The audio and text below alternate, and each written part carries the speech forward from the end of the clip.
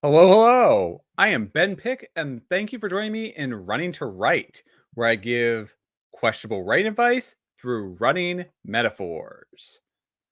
And I hope you're all having a wonderful Monday evening. Tonight it's a bit dismal outside, but hey, it's a Monday, so the week can only go up from here. And Richard, thank you for joining in and for sharing the Gen Z lingo.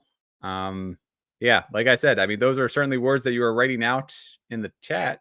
So, well, sure, sure. Anyways, whether tonight's topic is all about geniuses and whether those geniuses are the villains or the heroes, in stories, they feel like they have all the answers. These characters can be a lot of fun to portray in our series, and that's true for anyone, any type of genius, the one who knows all the answers, the one who our characters are frequently looking up to for guidance, or the ones who the main character, point of view character, who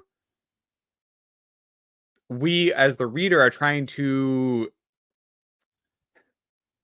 outsmart, essentially, where we're reading a Sherlock Holmes story and we're trying to read the clues that he is reading and try and guess who the killer is. Now, to counteract that, when done poorly, these geniuses are also capable of bringing the plot to a crashing halt. Now, I have commented in previous videos how the live action Thrawn was, nicely put, disappointing. None of the genius that we're told Admiral Thrawn has came through in the show, or in the storytelling, or in his plans, or really in anything within, which was that? That was Ahsoka. And I'll do a nice little plug here. This Sunday on Eloise's channel, I should probably get that. I'm doing a live stream, and we are going to be talking about, or we're venting about a bunch of different things. I think this time we're venting all about Star Wars and how long-time, lifelong fans, myself, James Shelley, and Eloise, James Shelley, yeah, and Eloise are all Star Wars fans, I believe, and we're going to be venting. So I'm going to see if I can. Eloise Bear, yeah, and she has. It's not up yet. Well, we're going to be recording it this weekend, so I don't know when it'll air, if it'll be live, but either way, you can brace yourself. And if it is live, it'll be about 2 o'clock Eastern time. So there is that. Anyways, as always, I frequently go off topic. I go off on my own tangents. If I am a genius, it's only because or if I am a genius, it's in spite of the fact that I take very wandering paths to get to where I'm trying to go. And I will be the first to say I am by no means a genius. Anyways, going back to Admiral Thrawn and how not a genius he was in the Ahsoka series. Some might even say idiotic. But to translate that, everything that we are clumsily told because of terrible storytelling that Thrawn is in fact a genius or the strategic military might of the Empire, well, that conflicts with what we're shown through the show. And not surprisingly, his foolproof plan was almost destroyed by minimal effort from the protagonists. I'll say it again here. The OG Thrawn from the 90s EU series. Nope, this is Redwall.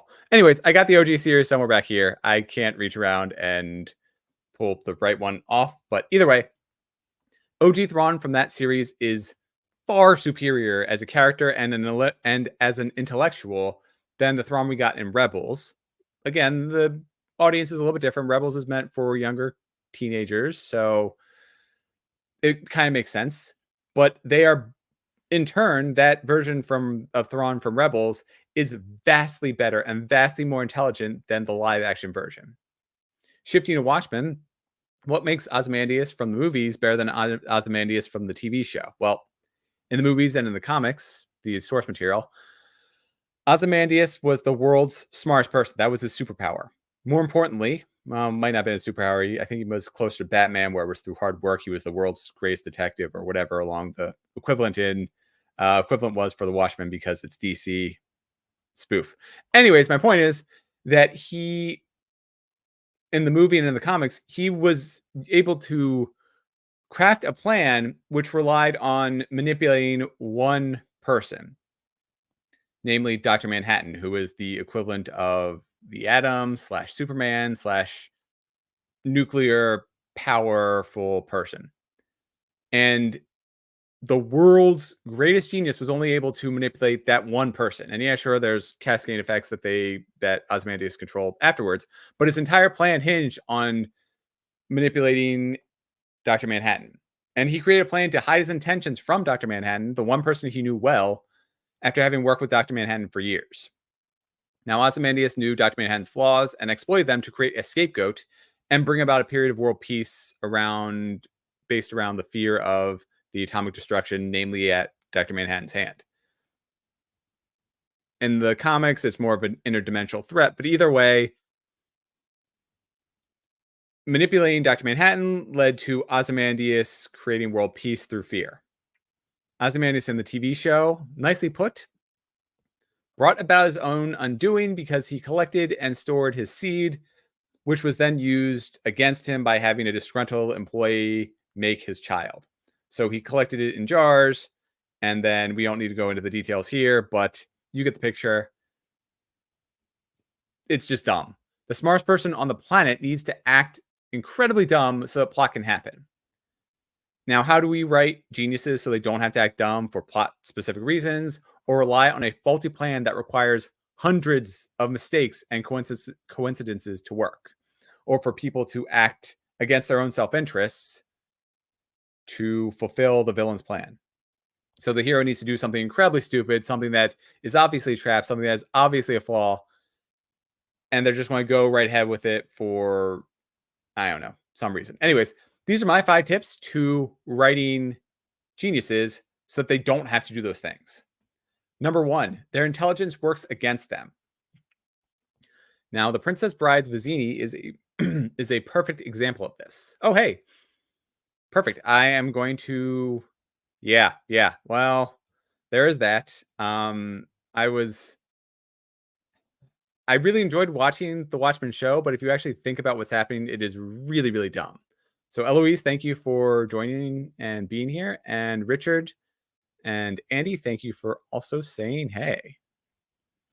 Also, Eloise, do we have a link for Sunday's talk, or is it a pre-recorded video? I can't honestly remember if we're going to be live or not. Either way, if you want, you can post it in here because I was just talking about how Admiral Thrawn is the worst. Anyways, intelligence works against the geniuses. So you have the Princess Bride's Vizzini. He's a perfect example of a character who is too smart for their own good. During a series of trials to reclaim the princess, the Dread Pirate Roberts challenges Vizzini, the self-proclaimed genius, to a battle of wits. Then the Dread Pirate Roberts says he poisons a cup and places one in front of himself and one in front of Vizzini. He then tells Vizzini that he has to choose which cup to drink from. And Vizzini goes on 3 separate tirades to explain which cup he thinks the Dread Pirate Roberts poisoned, whether his own or the cup that Roberts offered to his guest. It eventually branches off into the comical, but the first time we watch it, everything Vizzini says makes perfect sense and seems logical, as though he were actually thinking through and taking the Dread Pirate Roberts at face value.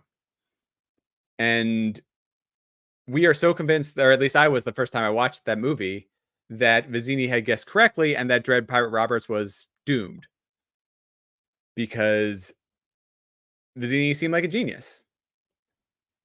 Except Vizzini misunderstood the game. By drinking either cup, he lost because both were poisoned, and the Dread Pirate Roberts had in fact built up immunity to the poison. So the genius was failed due to their own reliance on their own intelligence. And like I mentioned, his intelligence worked against him as he spiraled into his own logic traps, all the while ignoring an easy solution, which was both the cups were poisoned. Since we knew nothing about the Dread Pirate Roberts, everything he does furthers his character. In this way, we see his own intellect matched against another, and therefore we can assume that he is smarter or craftier than Vizzini. This intellect comes through when he eventually makes the plan to Save the day using the limited resources during the climax. Oh yeah, and by the way, spoiler alert for Princess Bride, some Star Wars stuff, Watchmen, the whole shebang. All I'm saying is that The Princess Bride is one of the few movies I would consider to be perfect because of how the geniuses are written is just one factor, but there's so much care, there's so much thought put into every single decision that's made that it stands alone. Well, not alone, but it stands on a very high up pedestal of, I would claim, a perfect movie. And that list for me also includes Jurassic Park, The Empire Strikes Back, and The Fellowship of the Ring. Sorry, Richard. One of the movies from the trilogy made it on there. Two Towers I enjoyed, and Return of the King is also a lot of fun, but they have their own flaws, and I think The Fellowship of the Ring is a perfect movie. Now, my point here is that fantastic villains have their downfalls, so why not make those downfalls be due to their intelligence or heavy reliance on the fact that they're the smartest person in the room? This is really difficult to pull off, but something to strive for. And an easy way to do it is to show that they're making a wrong assumption or withhold one critical piece of information that leads to a miscalculation. In other words, even the most intelligent person in the room is and should be written to be flawed. That flaw is likely hubris, but it should go beyond that because that's every genius's fatal flaw. And that leads me into number 2, sufficient clues. We as readers or watchers want to feel smart. Conversely, we don't want to feel dumb. And having a character at the end of the story say, all those random moments and infinitesimally small and unlikely situations, I plan them down to X character betraying us, and then betraying their new friends, and then betraying those friends they just betrayed. And yeah, if that sounds dumb, that's because it is. But a lot of writers create stories that feel like that. Oh, actually, I should take these out. Sorry, I was trying to do some audio stuff before this, and now I can actually hear better without earbuds in. So that's my own fatal flaw, apparently. Anyways, if a casual reader can find loopholes, inconsistencies, and pure coincidences that require the stars to align for the genius's plan to work, then the writer did a bad job because it wasn't inevitable. It was pure chance that the genius is then taking credit for. Yes, yes, yes. Thank you, Eloise. Never go in against the Sicilian when death is on the line. Yep. And yes, Empire Strikes Back is the best film.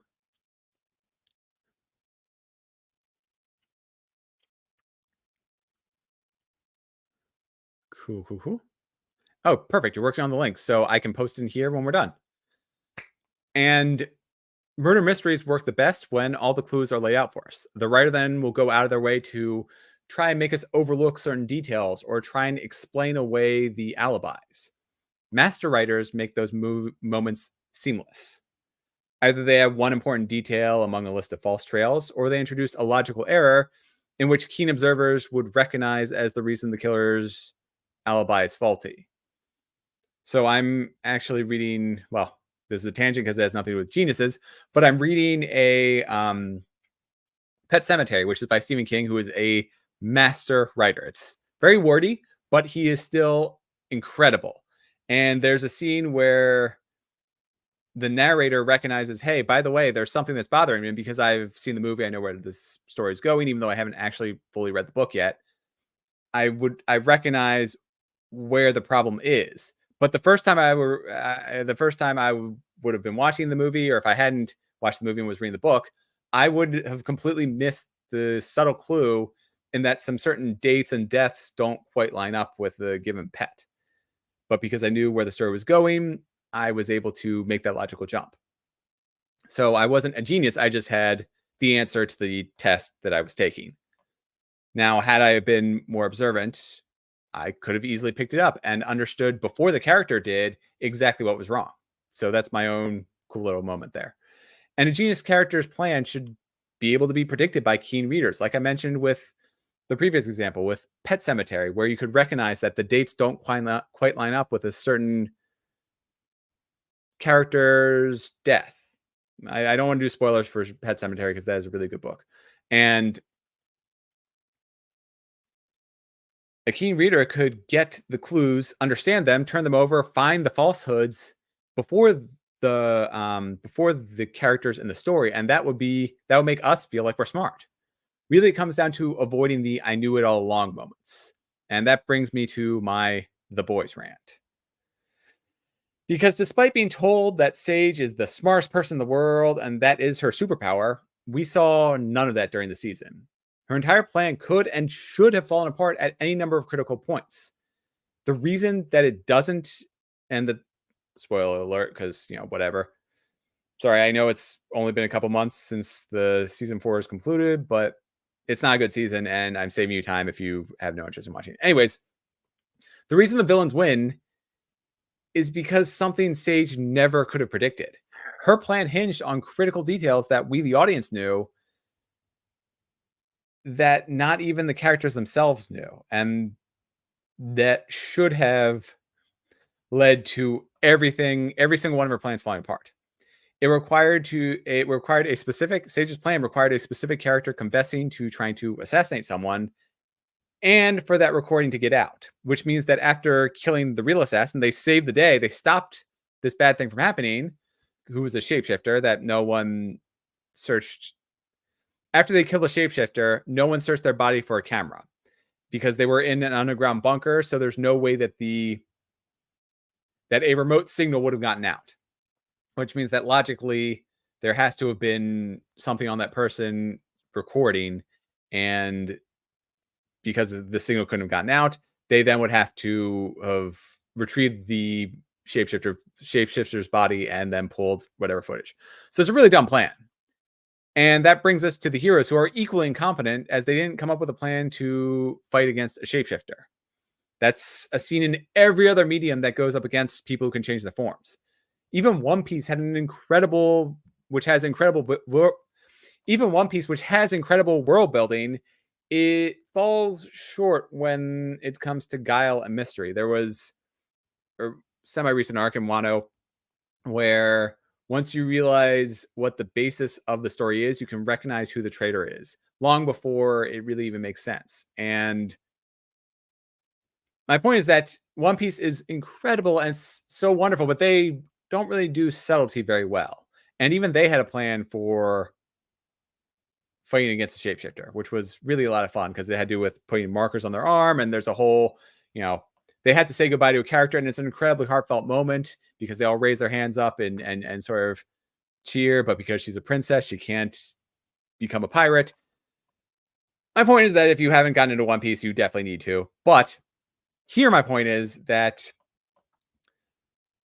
the characters in the boys, they had a shapeshifter and they didn't even bother making a plan. They weren't on high guard for anybody who was acting unusual. And sure, the shapeshifter can steal memories, which would make any real plan kind of moot. And it's an added complication, but they didn't even try, is my point. So back to Sage. So the characters are idiots. Then we go back to Sage, and she has been shown to be flawed throughout the entire season. She has a lot of parts where their plan basically falls apart and gets saved at the last minute by characters doing really dumb things. Like one villain deciding to help out a different villain to help take over the world, essentially, by becoming morally corrupt. And then, of course, she realizes that she's gone in too deep, and so she decides to back out at the end, and it's a whole mess. But my point is that the plan itself should have fallen apart at any given moment. And yet at the end, she walks in and she's like, "Oh, hey, by the way, I won, and everything was happening according to my plan. The part where you threw me out and thought I was worthless. Nope, nope, nope. That was all me. I knew exactly what was going on the whole time. There were no clues. There was no indication of a plan, except the obvious fact that the heroes were being given false information to become the fall guys, for this plan. So now this art kind of imitates life in a very scary way. So they essentially set some people up to do something very public. I don't really want to describe it because, again, this art is kind of imitating life in some scary ways. But they were setting up the heroes to become the ones who would be arrested when the plan goes according to plan. It's a little bit convoluted. I'm trying not to say certain things, but essentially, when the villain's plan somehow succeeds, despite the fact that it shouldn't, they would then blame the heroes for everything that's gone wrong, and then that would lead to a cascading series of victories for the villains. Now, how have we been shown Sage adapting to human nature and unpredictable situations? That would have made sense and shown her real genius. Instead, we got lazy writing and a boring season. And honestly, I don't really know if I feel like coming back in season 5. There's a lot of shows that I've been kind of giving up on, and The Boys might be one of them. As it is, this moment where Sage comes in at the end and says, "Hey, by the way, we won, and I knew X, Y, and Z were all going to happen," it falls flat because what Sage is taking credit for would have been impossible to predict. Humans are chaotic to say the least. And sure, I'll talk about later, but I can to some degree understand and predict how my wife will react to certain situations. I've known her for, oh boy, almost 15 years. And even then, she still will surprise me in how she decides to handle certain things. So I can have a very good assumption of how about how, we're going to interact, how she's going to react to certain things. But when it comes down to it, I still don't know for certain. For that matter, I still don't know for certain how I'm going to react to certain things in the future. But I can obviously make good predictions, but you know, combat doesn't survive. Plans don't survive the first round of combat, something along those lines. Anyway, speaking about predictability, true genius is shown not with guessing or with forming plans, but with number 3, adaptation. Genius, intelligence, whatever you want to call it, is more than memorization. It's change, it's learning, it's reacting to factors and people and folding a new plan around the protagonists and antagonists and the decisions that each of them make. Now, I've talked about on this channel about how I enjoy playing Age of Empires, and that is a series of rock, paper, scissors matches. Just from a high level, you have different units. It's a real-time strategy game, and you play as different civilizations. So there's a series of checks and balances where skirmishers can beat pikemen, pikemen can beat scouts, and scouts can beat skirmishers. That's just a very, very high level. Sure, there's a lot of different nuances in there. If you micro better, you can do certain things, and certain civilizations have different bonuses. Either way, it's a very simple triangle. So if I lead with scouts and my opponent makes pikemen, then I would want to adapt and make skirmishers to counteract the pikemen, and then raid with my scouts. Now that's intelligent adaptations. Or I could trick my opponent into making pikemen by making them think that I'm going to go the scout route, and instead overwhelm their pikes with my skirmishers. There are an infinite number of combinations, and again, there's a lot more units than that. I'm just trying to simplify it just for this point. And there are so many different combinations, and that's why it's so much fun playing, because even when I'm trying to use the same strategy, even when I'm trying to hone my skills by doing the same thing over and over and over again, it still is unique. I'm still pushed to my mental limits, and that's why it's so much fun playing. Now, I'm not a great player. I usually go with a cavalry strategy, and that works in only a small percentage of scenarios. Yet I'm spinning tricks on tricks on tricks to still manage a decent number of counterplays that bring me to victory half the time. And yes, I know the system is built to keep win ratios to about 50%, but either way, it still feels good to be slightly above the starting point. So I'm at about 1100. Anyways, to give another example, there was a great scene in Percy Jackson where I think it was the 4th book, where they encounter a sphinx. Instead of the typical riddle, what has 4 legs in the morning, 2 legs in the afternoon, and 3 legs at night, the one that everybody knows because it's humans, the Sphinx keeps asking trivia questions. And the hero then complains because this is memorizing facts and it's not actually conveying intelligence. So for us writers, show us a genius whose plans go wrong, and then they need to think and quickly adapt to come up with something else. And make that something else be intelligent. For that reason, Dresden from the Dresden Files doesn't qualify. His plans go awry very, very quickly, and he's very great at adapting, but usually the plan is for him to run his mouth and annoy his villains quite literally to death. Or rather, to annoy them, then distract them, then get some kind of lucky save in the end. So to show true genius, give us a plan that makes us think, that's pretty cool. That's really interesting. Using what little resources are available to the genius. In other words, MacGyver the situation. And if I haven't thrown in enough references, here's number 4: gloating after winning. Nothing makes a genius seem like an idiot than tripping just before the finish line. Watchmen did a fantastic job with Ozymandias' famous line, which I'm paraphrasing now. You know my evil plot that you're trying to stop? Well, I finished it 35 minutes ago. The heroes and Watchmen finally come to the villain. They finally realize what's going on, and they confront the villain in his Antarctic, his secret base. I think it's on the North Pole. It might be on the South Pole to be the opposite of DC. Whatever. Either way, they confront him in his villain's lair, and sure enough, he had already won. He monologued and told his evil plan only after he won. And Incredibles, the Incredibles did an okay job with this too, where their villain recognized that they were monologuing and stopped themselves before the hero was able to get away. Now, the villains can't always win, but sorry, I just hit this. The villains can't always win, but it's very fun to read them gloat because they deserve it, not because they're generic tropes who allow themselves to lose by gloating when the self-destruct button is within arm's reach, but rather they're gloating because they've won, or at least they've won this victory, and then maybe the heroes can somehow defeat them, or something along those lines. And before I get into the last point, I am going to check the chats. Aw, thank you. Want to be a real genius? Yes. Only true geniuses like and subscribe to this channel. Thank you, Richard. Good. I'm glad you're not disappointed that I'm spoiling the boys. I think you've definitely heard me vent about how bad it is written. King of the Pirates. Yes. I think I got you into One Piece, and yeah, hopefully you enjoy the ride. And then Miss Blogger, thank you for joining in. Hello. Cool. Well, then we will finish things up with the last item.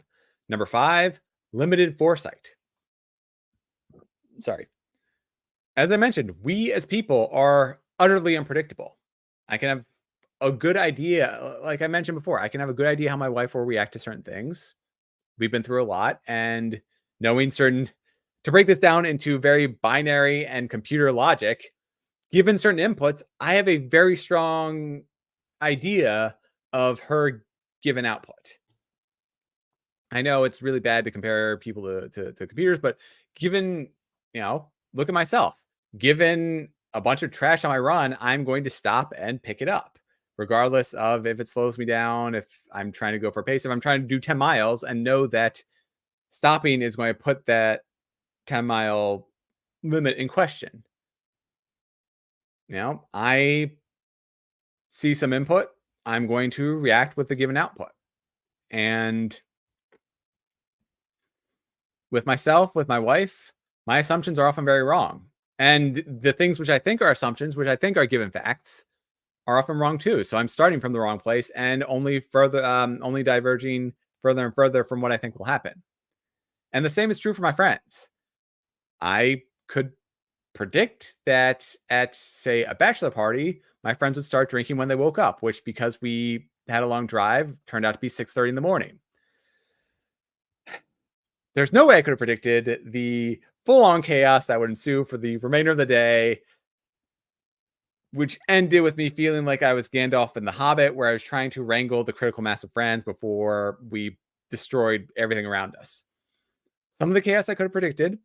Some of it I can only shake my head at, like losing one of the friends halfway through the night and him disappearing, which was a problem because it was his house that we were going to be staying at, and it was a huge issue when his phone died.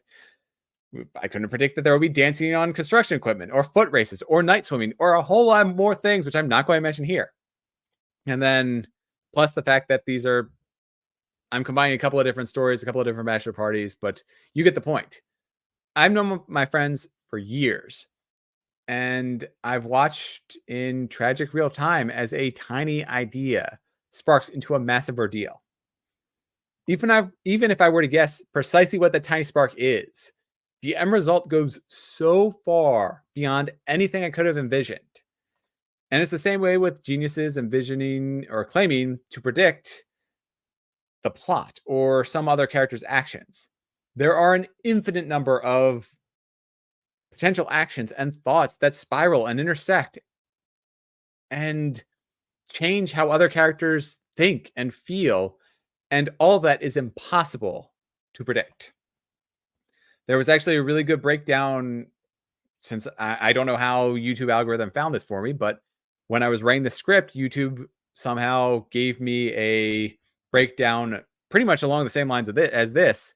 And it was showing the scene from Sherlock where he meets Watson and predicts all these things about him. But the person in YouTube, I should find the link somewhere if I can pull it up before we shut down. But it shows how, given the same exact observations, sure, Sherlock happened to be right, and sometimes I think he was mostly right, but he made one mistake or something along those lines. But given the same observations, you could make different predictions, and you could get a different understanding of who Watson is and be completely wrong. So it just so happened that Sherlock was right, but again, he could have easily just been wrong. And that's the way real geniuses work, is that they see something, they observe something, they make assumptions, then they verify it, or they adjust their assumptions based on new information or new facts. Even when knowing every input in an equation, the human element creates unpredictability and chaos. No matter how intelligent a person is, the smartest person in the world, whoever, there are countless human elements which can never be factored in. So maybe write a villain to instill that spark and then sit back. Write a villain who instills a spark in the heroes, or give them some kind of catalyst, and then sit back and watch as they let the world fall into chaos and unpredictability. So no matter how intelligent a person is,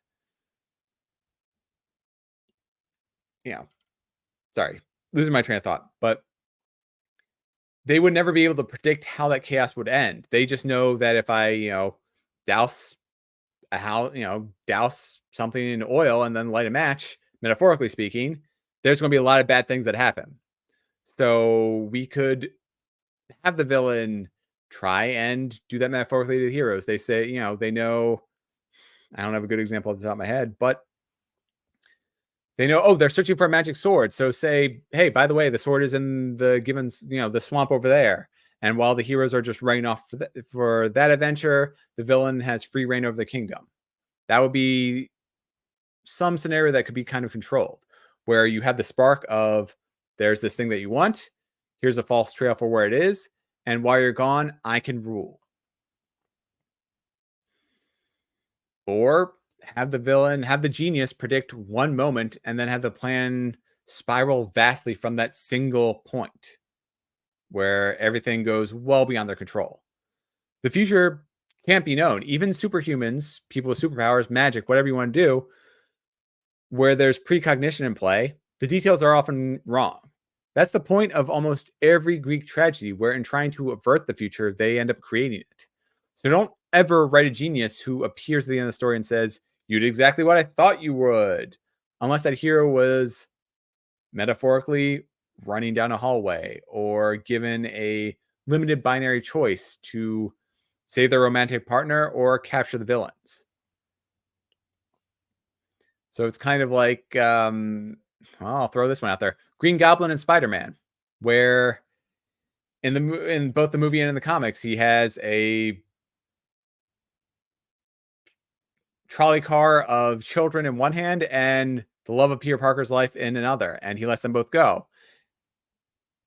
The hero is given an impossible choice, and so they choose option 3, which is to save them both somehow. But geniuses should be able to figure out, a true genius will be able to figure out third choice. That's what I'm trying to go with that point. And those are my 5 tips to writing geniuses. Any genius who claims to wrangle the storm of chaos makes the story worse. So show us true big brain maneuvers. Have a genius, whether the hero or the villain, zig when their opponent zags. I am Ben Pick, and thank you for joining me in Running to Write. What are some of your favorite geniuses in writing? Let me know in those comments. I've mentioned a mix of the good and the bad, and I'd like to hear your picks. See you next time. Until then, Let's all be geniuses and write our stories. With that, I'm going to see how things are going through in the chat. Oh, thank you. Yeah, I don't think there's any geniuses in falling through. There's a lot of street smarts, I will say that. And there are a couple of characters who are plucked from the past and are extremely adaptable. So yeah, I could argue that Riortol and a couple of other characters are geniuses. So there is that. Yeah, thank you. And let me see. Eloise, do you have a link for Sunday stream? If not, I'll just post in my usual socials. So I can give you maybe a minute. And cool. I will stall. But yeah, I try to write some genius moments. There are certainly characters who are more in control than others, and they are certainly smarter than the heroes. Perfect, perfect, perfect. Yeah, so that's your channel. And is Sunday a live stream, or are we pre-recording the video and then airing it later? Oh, you don't have a wrench. Oh, okay. Really quickly, if you post it in Discord, I can post it here.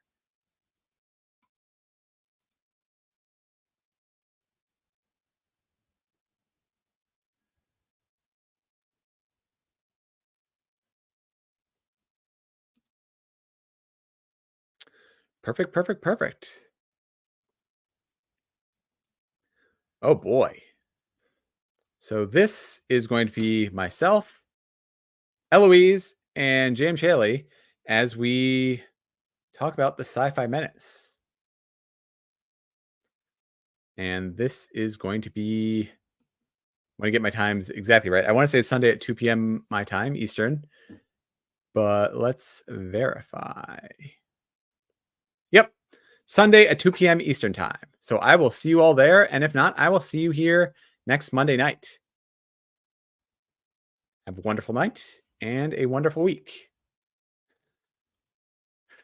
Take care. Take care.